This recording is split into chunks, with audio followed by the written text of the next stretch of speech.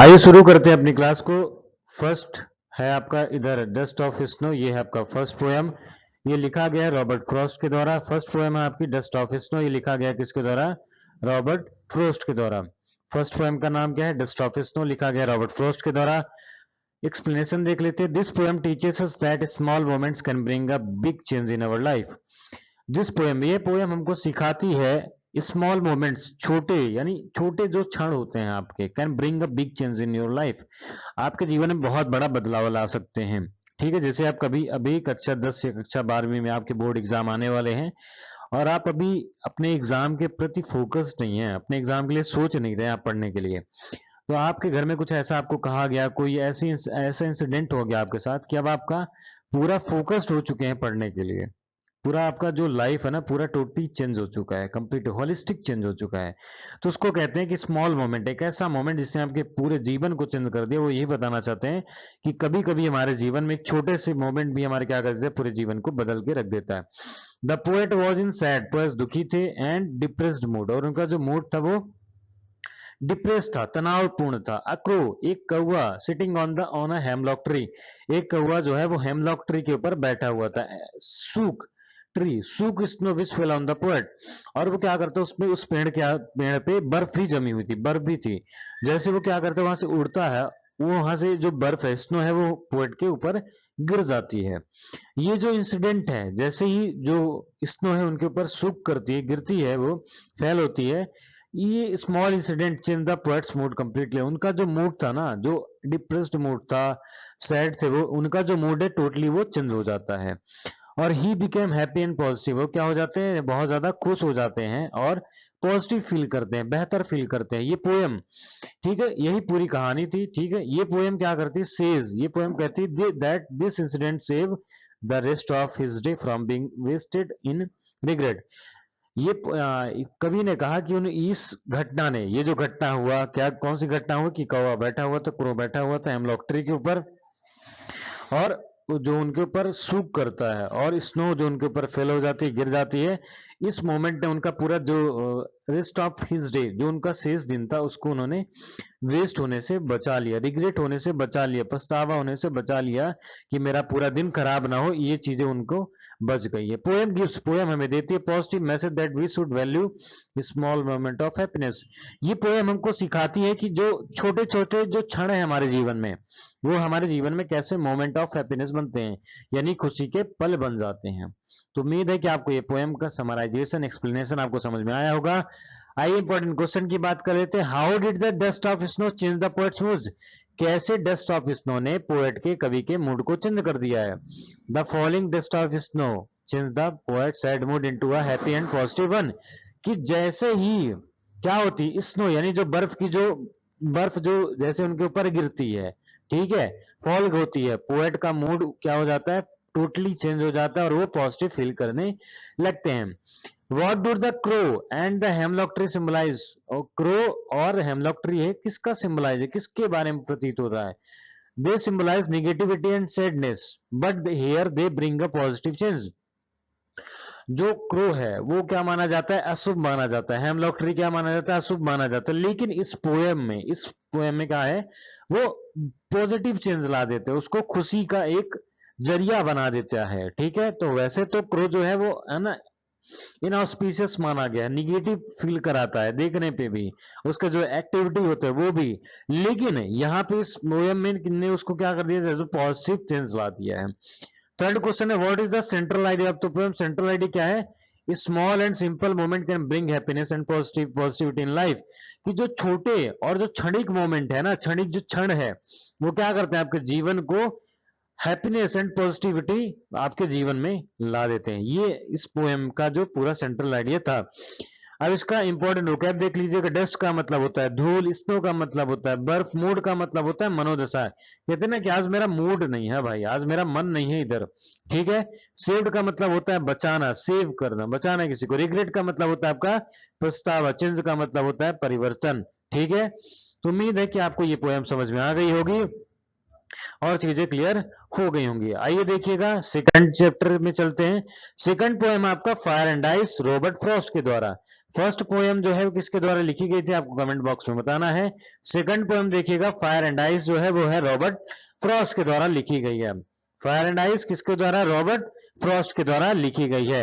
इसका एक्सप्लेनेशन देख लेते हैं। द पोएट डिस्कस बताते हैं different views about the end of the world. Poet जो कवि है ना वो कहते हैं कि different views about the end of the world. इस संसार को जो खत्म करना है ना, खत्म करने के तरीके, खत्म करने के जो तरीके हैं उसके बारे में बात करते हैं। कुछ लोगों का बिलीफ है, कुछ लोग मानते हैं कि world will and in fire while other think it will and in ice. कुछ लोगों को लगता है कि इस संसार को है ना फायर खत्म करेगी, आग खत्म करेगी, फायर खत्म करेगी। कुछ लोगों को लगता है कि इस संसार को आइस खत्म कर देगी, बर्फ खत्म कर देगी। फायर रिप्रेजेंट, यहाँ पे फायर का मतलब क्या है? फायर का मतलब है डिजायर, आपकी जो इच्छा है, आपका जो ग्रीड है, आपका जो लालच है, आपका अनकंट्रोल पैशन है कि है ना, पैशन यानी इच्छा, आपके शौक अनकंट्रोल है कि है ना आज मेरे पास ये हो जाए, कल मेरे पास इतना हो जाए, कल परसों मेरे पास इतना हो जाए। यहाँ पे फायर का मतलब ये है। फायर यहाँ पे किसके बारे में बता रहा है? फायर यहाँ पे बता रहा है आपके डिजायर के बारे में, आपके ग्रीड के बारे में और आपके अनकंट्रोल जो आपके पैशन है, आपका जो शौक है उसके बारे में बात कर रहा है। और आइस यहाँ पे किसके बारे में रिप्रेजेंट कर रहा है? हेट्रेड, नफरत के बारे में, क्रुएल्टी के बारे में, कोल्डनेस के बारे में, यानी जो आप जलन है, आप किसी के प्रति जो निर्दयता फील करते हैं, निर्दयी हैं किसी के प्रति। कोल्डनेस है यानी कुछ भी आप उसके लिए फील नहीं करना। द पोएट, यहाँ पे पोएट बिलीव्स करते हैं that both desire and hatred are powerful enough to destroy the world. वो कहते हैं कि यहाँ पे डिजायर यानी जो आपकी इच्छा है ना, और हेटर जो नफरत है, दोनों ही चीजें संपन्न है, पर्याप्त है इस संसार को खत्म करने के लिए। कुछ लोगों का मानना है कि इस संसार को फायर के तरीके से खत्म हो जाए, फायर के तरीके से खत्म हो जाए, और कुछ लोग का मानना है कि ये आइस के तरीके से खत्म होगी। लेकिन कभी कहते हैं कि फायर के तरीके से खत्म होना ये अच्छा है, क्योंकि यहाँ पे आपको दिखता है कि आप गुस्सा है, आप किसी से नाराज हैं, ये चीजें आपको दिखती हैं। लेकिन हेट्रेड जो है, जो आपका आइस है, जो आपका जो आइस यहाँ पर रिप्रेजेंट करता है आपके हेट्रेड को, नफरत को, निर्दयता को, आपका शांत जो है ना अनरिएक्शन है हर चीजों पे, वो आपको क्या करता है? डिस्ट्रॉय कर देता है। ठीक है, वो गलत तरीका है, वो आपका दिखता नहीं है, वो बहुत ही ज्यादा क्या है? डरावना है। जितना आसान आपका फायर से खत्म करना है, उससे कहीं ज्यादा आपको दिक्कत है कि आप आइस से खत्म करें। ठीक है, यहाँ पे कहा जाता है द पोएम वार्न्स, पोएम आपको क्या करती है? वार्न करती है against extreme human emotion. Poem warn करती है अगेंस्ट एक्सट्रीम ह्यूमन इमोशन। क्या आप किसी के प्रति जो इतना ज्यादा अगेंस्ट हो जाते हैं ना, एक्सट्रीम यानी अंत में बहुत ज्यादा ह्यूमन इमोशन के प्रति आप जो पहुंच जाते हैं।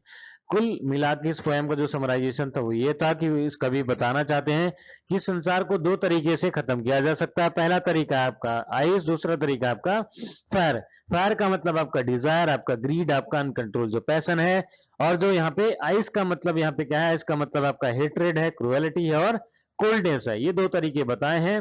कभी कहता है कि फायर से खत्म करना इस दुनिया को बढ़िया है, बजाय हम खत्म करें इसको आइस से। ठीक है, तो उम्मीद है कि आपको यहाँ पे समझ में आ गया होगा। फिर आपके इंपॉर्टेंट क्वेश्चन देख लीजिएगा। What do fire and ice symbol in the poem? यहाँ पे फायर और आइस किसका सिंबल कर रहे हैं? फायर सिंबलाइज डिजायर, फायर जो यहाँ पे सिंबल कर रहा है वो किसका है? डिजायर का, आपके इच्छा का है। एंड आइस सिंबलाइज हेट्रेड, और आइस किसका सिंबल है? यहाँ पे आइस जो है वो सिंबल है हेट्रेड का यानी नफरत का। क्वेश्चन नंबर सेकंड की बात करिएगा। Which emotion does the poet consider more dangerous? कवि किसके बारे में कह रहे हैं कि सबसे ज्यादा खतरनाक है? पोएट बिलीव्स, मानना है कि उनका जो फायर है ना वो सबसे बेहतर तरीका है, सबसे बढ़िया तरीका है इस पोएम को, सॉरी इस वर्ल्ड को खत्म करने के लिए। लेकिन यहाँ पे पूछ रहा है कि which emotion does the poet consider more dangerous? कौन सा ज्यादा खतरनाक है? The poet believes both desires and hatred are equally dangerous. उनका मानना है कि दोनों ही तरीके क्या है? बहुत ज्यादा खतरनाक है इस संसार को खत्म करने के लिए। क्वेश्चन नंबर थर्ड देखिएगा। What message does the poem convey? है ना, क्या मैसेज देना चाहते हैं इस कविता के माध्यम से? तो यहाँ पे मैसेज देना चाहते हैं ह्यूमन इमोशन, यानी जो इंसान का जो इमोशन है, जो भाव है, लाइक डिजायर है ना, एक इच्छा हो गया, और जो नफरत हो गया, कैन डिस्ट्रॉय द वर्ल्ड। यही सारी चीजें क्या करेंगी? संसार को खत्म करने के लिए काफी है। इंपॉर्टेंट वोकैब देखिएगा। फायर का मतलब होता है आग, आइस का मतलब है बर्फ, डिजायर का मतलब हो गया आपका इच्छा, हेट्रेड का मतलब हो गया आपका नफरत, डिस्ट्रॉय करना यानी किसी चीज को नष्ट कर देना, खत्म कर देना। इमोशन का मतलब होता है भावना, यानी किसी चीज को फील करना, इमोशन हो गया। ठीक है, तो उम्मीद है कि आपको ये सेकंड पोएम भी आपको समझ में आ गई होगी। यहाँ पे आप देखिएगा फायर एंड आइस किसके द्वारा लिखा गया है, रॉबर्ट फ्रॉस्ट के द्वारा। इन चीजों को आप थोड़ा सा एक दो बार देखेंगे तो आपके बढ़िया से समझ में आ जाएगा, ठीक है। थर्ड चैप्टर देखिएगा, a tiger in the zoo, Leslie Norris के द्वारा लिखा गया ये चैप्टर। आइए एक्सप्लेनेशन देख लेते हैं। ये पोएम डिस्क्राइब करता है, वर्णन करता है मजरेबल लाइफ ऑफ टाइगर इन जू, कि जो दुखद जो जीवन है ना, जहाँ पे जो जू में रहने वाले जो टाइगर है उसके बारे में क्या कह रहा है, ये कैसे जीवन उनका दुखद है, मजरेबल है। The tiger is lock in A small case, जो टाइगर है ना जो आपका, वो एक स्मॉल केस यानी छोटे से पिंजड़े में क्या हुआ है, लॉक हो चुका है, कैद हो चुका है। वॉक्स एंग्रीली, कैसा वॉक करता है, गुस्से में, back and fourth, he can not Hunt और रोम फ्रीली, वह को क्या कर सकता है, बिल्कुल है ना, एकदम बिल्कुल फ्रीली, बिल्कुल आजादी से वह ना तो शिकार कर पा रहा है और ना ही क्या कर पा रहा है, घूम रहा है। इन द जंगल, जंगल में the tiger is fearless and powerful, इस जंगल में क्या है कि जो टाइगर है ना जो, वो आपका फियरलेस है, क्या कर रहा है, वो डर रहा है, एंड पावरफुल है। इन द जंगल, जब जंगल में क्या होता है, सॉरी, जंगल में जो टाइगर है ना फियरलेस है, यानी किसी से वो नहीं डरता है और बहुत ज्यादा पावरफुल होता है। लेकिन जू में क्या है, वो फील हेल्पलेस और वो असहाय महसूस कर रहा है जू में, क्योंकि उसको कैद करके रख दिया है, इम्प्रिजनमेंट में, वो कैद में है, ठीक है ना। वो यहाँ पे सेलेवरी है, उसका जो सेल्वेशन है वो एकदम गुलामी की तरह अपना जीवन जी रहा है। एंड इग्नोर बाय विजिटर, और विजिटर को क्या करता है, इग्नोर करता है वो। द पोएम इज हाईलाइट करता है cruelty of keeping wild animals in cages and distress the importance of freedom. ये बताना चाहते कि इस पोएम में कैसे हाईलाइट किया गया है कि जो जानवरों के साथ, जंगली जानवरों के साथ जो अत्याचार हो रहा है, जो उनको पिंजरों में बंद किया जाता है, वो स्ट्रेस में है, उनकी आजादी को समझाया जा रहा है कि उनकी आजादी जो इंपॉर्टेंस ऑफ फ्रीडम, यानी आजादी की जो कीमत है उसको समझाने का प्रयास यहाँ पे किया जा रहा है। How does the tiger behave in the cage, tiger जो है केज में कैसा बिहेव करता है, केज का मतलब होता है पिंजरा, कैसा बिहेव करता है वो, टाइगर वॉक्स एंग्रीली, टाइगर गुस्से में वॉक करता है inside the cage and he is not free, और वो वहां पे क्या है, आप बिल्कुल भी आजाद नहीं है। How is the tigers life in the जू डिफरेंट फ्रॉम द जंगल, जो टाइगर का जो जीवन है ना कैसे अलग है, कहां से, जू से। इन द जू, टाइगर में क्या होता है, जू में क्या होता है, the tiger is in prison, यानी कैद है वो, कहां पे, जू में। While in the jungle he is free and powerful, और वहां पे जंगल में क्या होता है, वो फ्री है, बिना किसी है ना बाउंडेशन के, बिना किसी फेंस के, वो क्या है, वहां पे फ्री है और पावरफुल भी है। यस, यहाँ पे what message does the poem give है ना, जो कवि है वो कौन सा मैसेज देना चाहते हैं, मैसेज देना चाहते हैं wild animal should not be kept in cage, कि हमें जंगली जानवरों को कैद में नहीं करना चाहिए, हमें कैद में नहीं रखना चाहिए। इंपॉर्टेंट वोकैब देखिएगा, केज का मतलब होता है पिंजरा, जंगल का मतलब होता है, जंगल जानते होंगे, फ्रीडम का मतलब है आजादी, प्रे का मतलब होता है शिकार करना, रोमिंग का मतलब होता है आपका घूमना या टहलना, ठीक है। उम्मीद करता हूं कि आपको ये चीजें समझ में आ रही होंगी, ठीक है। आगे देखिएगा, फोर्थ चैप्टर आया है आपका how to tell wild animals, है ना, वाइल्ड एनिमल्स को हमें कैसे बताना है, कैसे बताएं उनके बारे में, कैरोलन वेल्स के द्वारा ये लिखा गया है। एक्सप्लेनेशन देख लेते हैं। This is a humorous poem which the poet describe, है ना, ये एक ह्यूमरस पोएम है और डिस्क्राइब करते हैं funny way to identify wild animals, है ना, एकदम हास्यास्पद वे में, हंसने के तरीके में डिस्कस करते हैं, बताते हैं कि आप किस प्रकार से आप पोएम इसमें वाइल्ड एनिमल्स को पहचान सकते हैं, ठीक है। The poet uses exaggeration and imagination, poet क्या करते हैं, एग्जेगरेशन यानी बढ़ा चढ़ा के बातों को करते हैं, और साथ में क्या करते हैं, वो इमेजिनेशन करते हैं, यानी वो उसके बारे में इमेजिन करते हैं, कल्पना करते हैं कि ये सारी चीजें हैं। तो wild animals, though wild animals are dangerous, wild animals कैसे होते हैं, खतरनाक होते हैं। The poet present them in a light and humorous way, लेकिन कभी यहाँ पे उसको कैसे कैसा प्रेजेंट कर रहे हैं, कैसा दिखा रहे हैं, लाइट एंड ह्यूमरस वे में। The poem entertains the reader, यहाँ पे जो कवि है ना, ये पोएम हमको एंटरटेन करती है, आनंद की अनुभूति देती है, आपका मनोरंजन करती है रीडर का, जो इसको पढ़ता है। Why is the poem humorous, ये पोएम ह्यूमरस क्यों है, the poem is humorous because it gives funny and imaginary ways to identify animals, ये इस वजह से क्यों है, क्योंकि ये आपको देता है, क्या देता है, फनी यानी मजाकिया और इमेजिनरी काल्पनिक तरीके से आइडेंटिफाई करना यानी पहचान करना जानवरों का। How can a tiger be identified according to the poet, कैसे पहचाना जाएगा, है ना, be identity according to poet, poet कवि ने कैसे आइडेंटिफाई किया है टाइगर को। A tiger can be identify if it eats a person, यदि वह व्यक्ति को क्या करता है, ईट कर लेता है, खा लेता है, तभी वो क्या है, वो टाइगर है। इंपॉर्टेंट वोकैब देखिएगा, वाइल्ड का मतलब होता है जंगली, रोअर का मतलब होता है दहाड़, ह्यूमरस का मतलब होता है हास्यपूर्ण, बीस्ट का मतलब होता है जानवर, लीव का मतलब होता है छलांग मारना।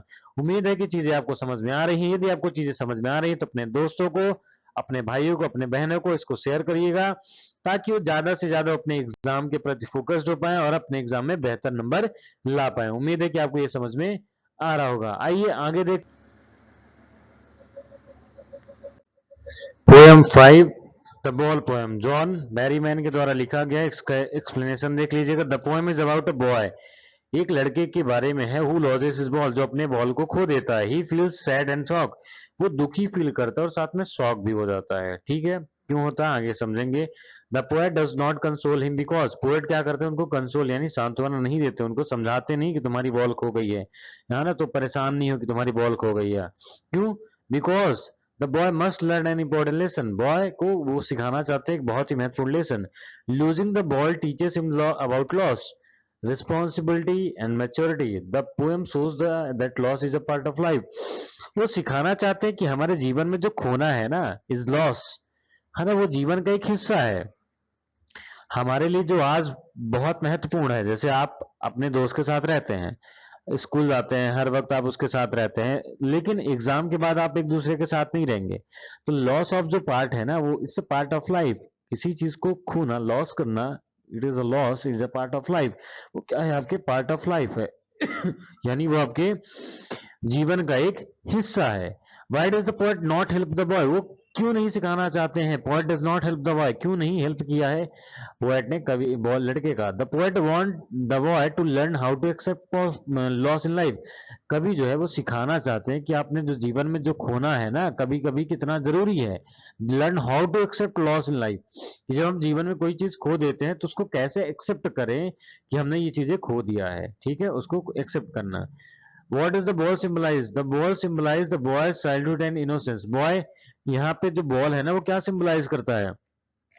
यहाँ पे जो बॉल है वो सिंबलाइज करता है कि लॉस, यानी जो अपने चाइल्डहुड एंड इनोसेंस, यानी जो बचपना है ना और इनोसेंस के बारे में यहाँ पे वो सिंबलाइज करता है, ये जो आपका बॉल है। ठीक है, लॉस का मतलब है हानि, इंपॉर्टेंट वोकैब देखिएगा। लॉस का मतलब है हानि, ग्रीफ का मतलब है दुख, रिस्पॉन्सिबिलिटी यानी जिम्मेदारी, पोजीशन यानी संपत्ति, यानी आपका अधिकार हो गया।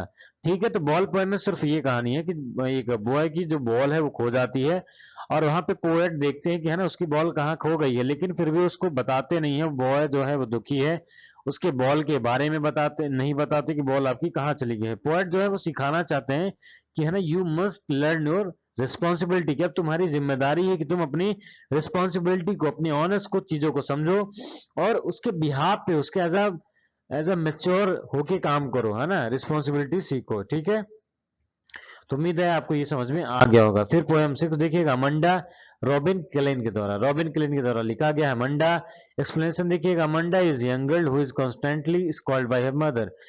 अमांडा जो है एक यंग लड़की है जो लगातार, कॉन्स्टेंटली, लगातार डांट पड़ती है उसको अपनी माँ के द्वारा।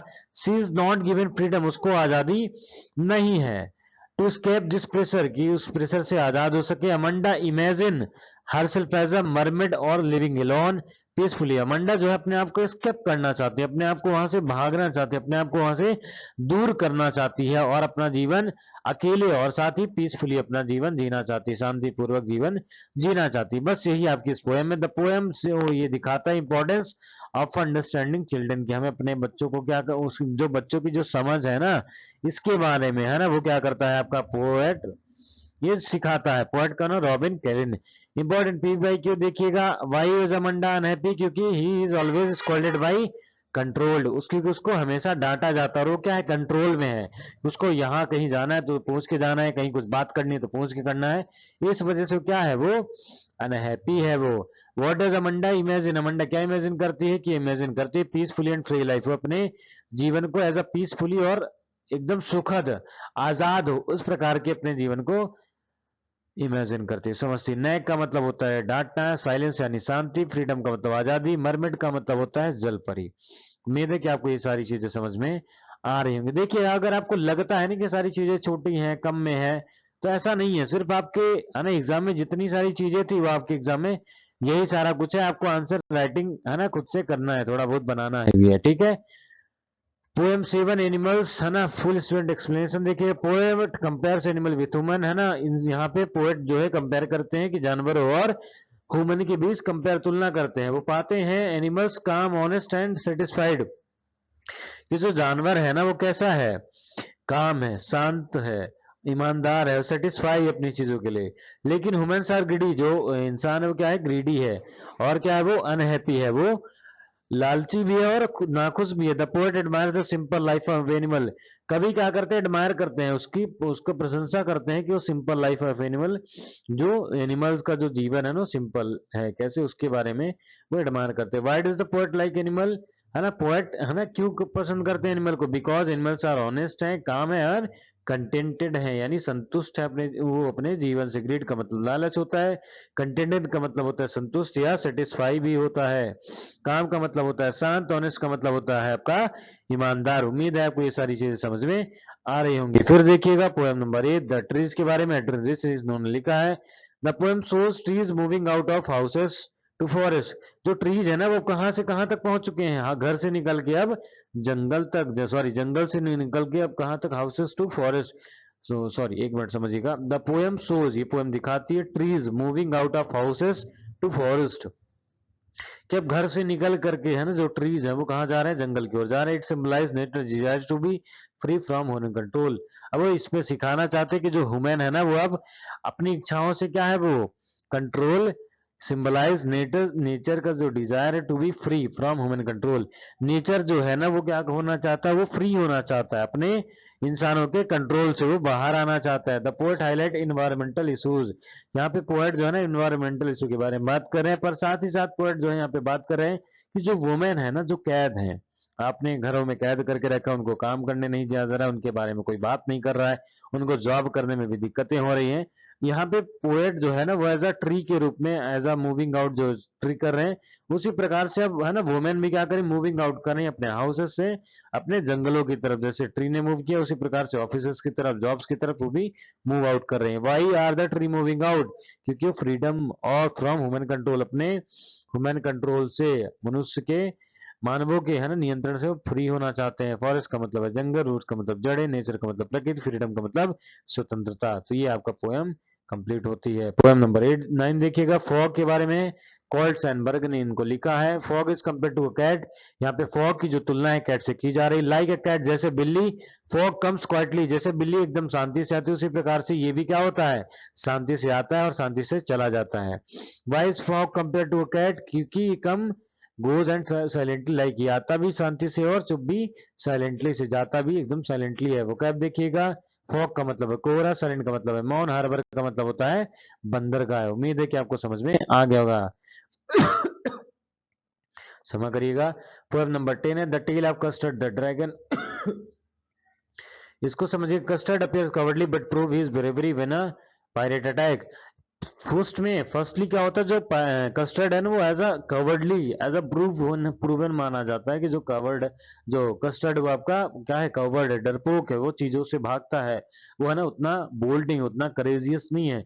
लेकिन जब पायरेट क्या करता है, जो लुटेरा है वो अटैक करता है घर पे, the poem teaches the real courage is shown through action, जो सच में जो रियल करेज है ना, जो सच में जो साहस का जो है ना पूरा, जो साहसी है वो दिखाता नहीं है कि मैं साहसी हूँ, वो अपने एक्शन से बताता है कि मैं साहसी हूँ। Why was custard called coward, क्योंकि वो he always wanted to safety and cried for help, वो हमेशा क्या चाहता है, सुरक्षा चाहता है, और हमेशा और हेल्प मांगता है, क्राई के सॉरी क्राइड फॉर हेल्प, और हमेशा मदद मांगता है ना। How did custard prove his bravery, custard ने कैसे अपनी ब्रेवरी को प्रूव किया है, bye fighting and killing the pirate, है ना, पायरेट से लड़ करके और पायरेट को मार करके उसने अपने आप को साबित किया कि he is a bold, he is courageous, he is a brave. Coward का मतलब डरपोक है, ब्रेव का मतलब होता है बहादुर, करेज का मतलब साहस हो गया, पायरेट का मतलब समुद्री डाकू। तो उम्मीद है आप